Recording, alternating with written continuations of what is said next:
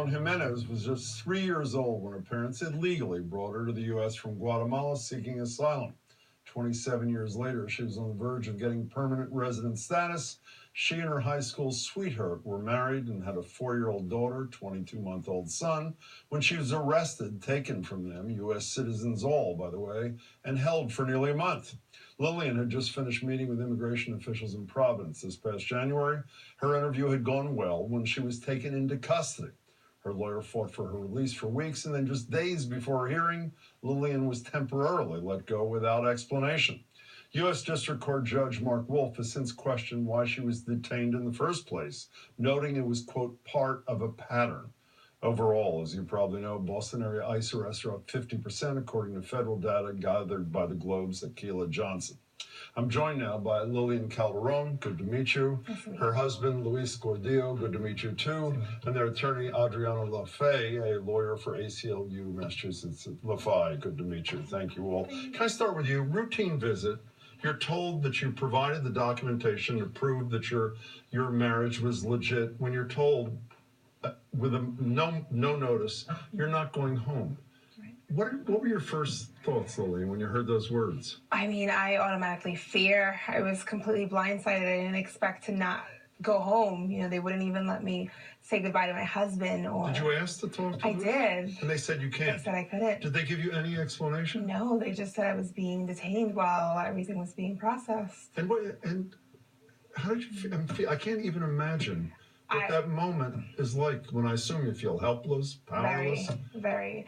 You know, you feel helpless. They handcuff you, and then they handcuff you. You're in a government building, and they still handcuff you and exit you through the back of the building, so I wouldn't see my husband or say goodbye to him. You know, I should have said at the beginning, and I'm sorry I didn't. When you were brought here at 3 years old by your family, your father was a cop in Guatemala, is that correct? Explain quickly to people, why did he decide it was time to bring the family here? So my dad was seeking political asylum because at the time in Guatemala, he had, a few years earlier, he had detained some men that were accused, they were tried for rape, and they were found guilty. They served their sentence, they were released, and that's when my dad started receiving death threats for him and the family. So you can't talk to your wife. My understanding from reading the Globe is some ICE agents come out to you, say the words, "You're all set," whatever that means. Yeah. Hand you the photos she had brought and other documents to prove the marriage.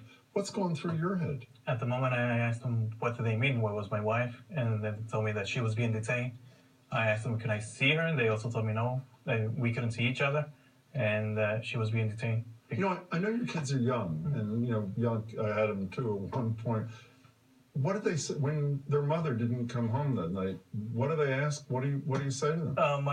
Our daughter, which is the oldest, she asked where her mommy was. I didn't know what to say other than what did you say? That she was working. And that's all I kept saying the whole time she was gone. When she didn't come home the next day, and the next day they're still asking for their mom? And not really a few days later, she asked me, how come her friends had a mommy and she didn't have a mommy? You know, Adriana, I mentioned at the beginning that Judge Wolf said that he demanded, not said, that he wanted an explanation because ICE hadn't given one. Did he ever get it? I mean, what is the explanation for, we've all heard that horrible term, bad hombres. Obviously, this is a good one. Did he ever get an explanation from ICE as to why she, like so many others, have been detained in these circumstances? There was none that I saw, and really, how could there be an explanation, right? What we're seeing is really the last shreds of humanity being stripped from the immigration system, and detentions and removals that are just completely arbitrary and inhumane. Well, I'm entitled to one stupid question per interview, so here is it. Why are they doing this? What is this, just to build up the numbers, and people like Lillian are the low-hanging fruit, so it's easy to build up the numbers with people like her? They're available, they voluntarily come in to comply with whatever rules there are. Is that what it's about? I think, unfortunately, I think that is what it's about, and the consequence of that is, you know, harming families that are integral to our community, harming children and communities around us. You know, we should also say for the people, you're obviously an immigration expert. When you marry a U.S. citizen, and it's a legit relationship, as I said, from high school sweethearts, that's usually a path to permanent resident status. This is not some radical thing that Lillian is seeking. It's the norm, is it not?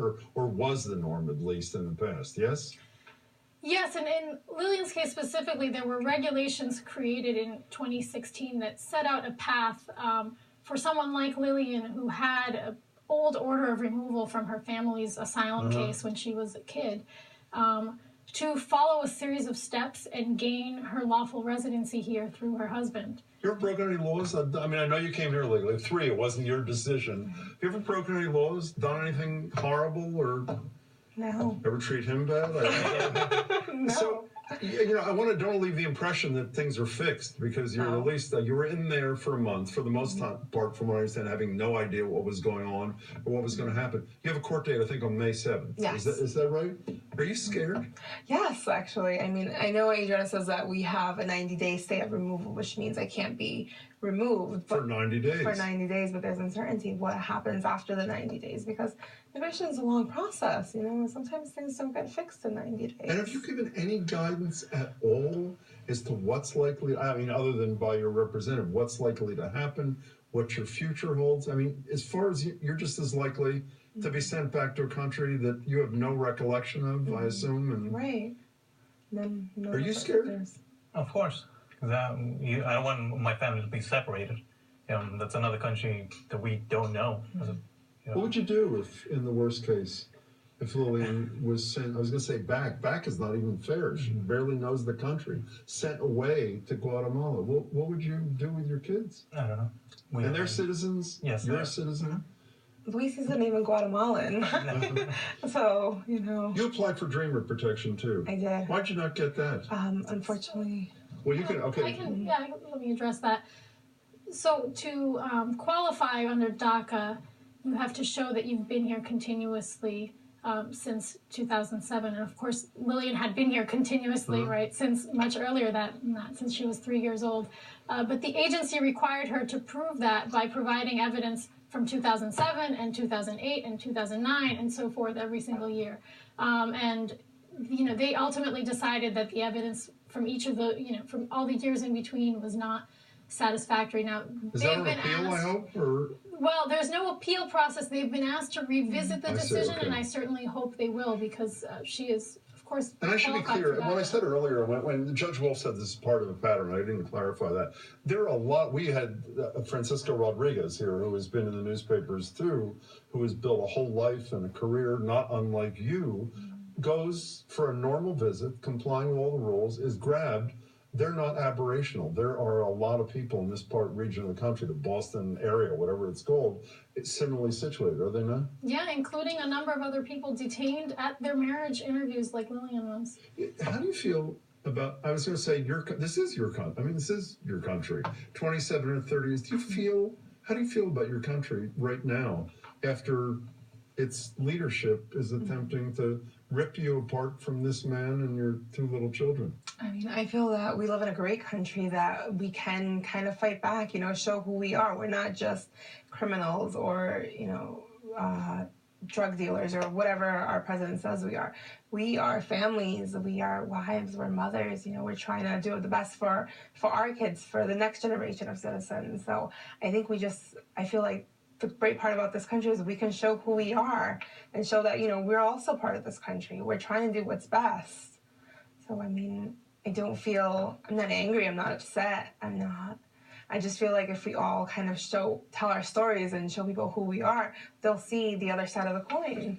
Well, you're not angry, you're not upset. I'm angry and I'm upset, and I'm so glad to meet you. And I wish you luck to you, Luis, and your children. Good luck, and good luck to you as well. Thank you all 3 for spending time with us tonight.